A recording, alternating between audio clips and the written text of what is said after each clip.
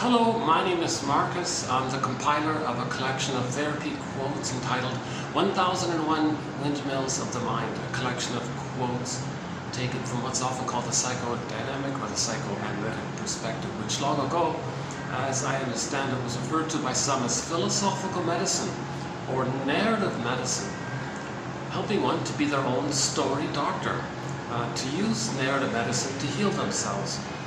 So one construct in this area is that if we make something that we repressed about ourselves, unmet need, feelings rejected, developmental process denied, and it's repressed, but it's remembered, it's causing pain, we're stuck there, and make some of that into consciousness.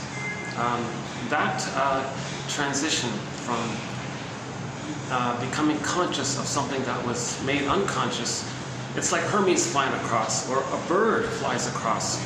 So in myths and fairy tales, sometimes in some of the stories, when a bird appears, the metaphor is something that was unknown is coming to us, and now it's going to become known. Because long ago, I think, one story was that with the crows, it could be any bird, but one example was with the crows, some indigenous people thought, geez, look at those crows. There's a guy ill in there, and they're flying over. How do they know this? So they would use that as a projection hook, thinking they know a lot kind of thing. So the storytellers would say, yeah, birds know a lot. So it's something we don't know, and we see a bird, now we're going to know it kind of thing. So I'll see if I can refine that a little bit. It can be like a raven, it could be like a blue jay, a robin, a crane, any kind of flying, something that flies from one place to another. Usually it's Hermes in mythology. So that bridge, that's considered the narrative medicine. When we make an interpretation that links our pattern to when it began, and that's why we're doing what we're doing in the present.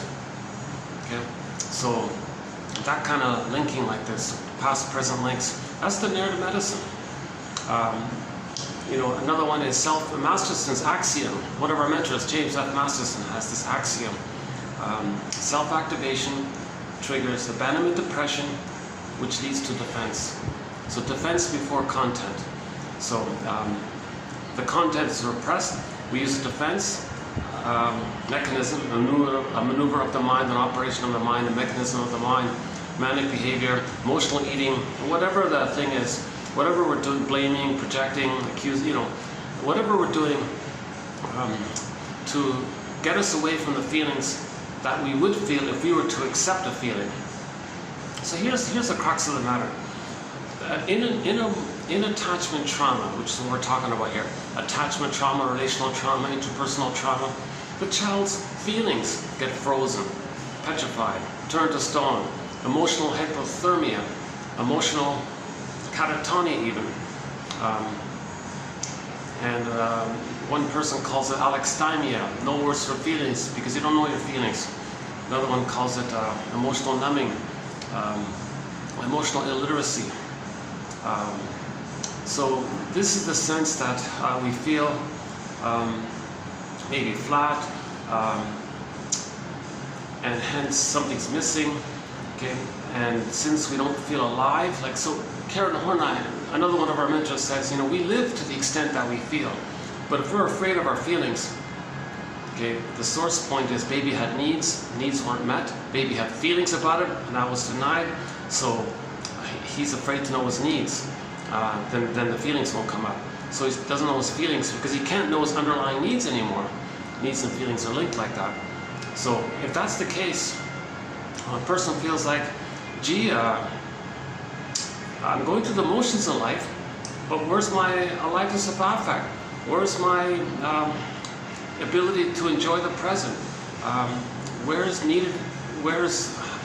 having a wide variety of needed feelings, appropriate feelings, aliveness of feelings? For example, if there's a loss, we need to be able to feel sad, to accept the loss. Oh, hang on a second. I'm just right in front of the smokers section, so sometimes a little distracting here. But yeah, I got the AC. I'm starting off with the AC. I don't even see the AC. It takes me a while to get here. I'm usually baking. This thing about heating, I personally feel the effects of it as well. I'm not used to this over 35 kind of thing.